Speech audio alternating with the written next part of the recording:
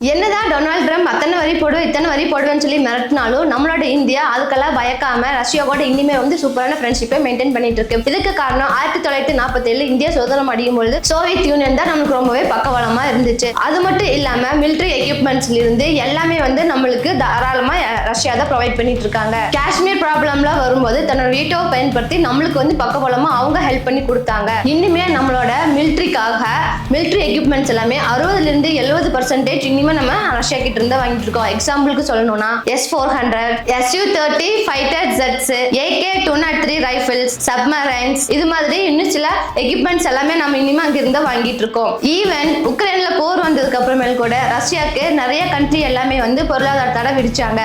ஆனா இந்தியா மட்டும் நன்றி மரமா நட்புக்காக இனிமே நம்ம சப்போர்ட் பண்ணிட்டு இருந்தோம். உங்களுக்கு என்னதான் ட்ரம்ப் அவ்வளவு வரி போடுவேன் இவ்வளவு வரி போடுவேன்னு மிரட்டினாலும் இந்தியாவுக்கு அமெரிக்காவும் வேணும் ரஷ்யாவும் வேணும். சோ எந்த பக்கமே சாயாம நியூட்ரலா தனித்துவமா இருக்குதா நம்மளோட இந்தியாவோட பெருமையை. Be proud to be Indians.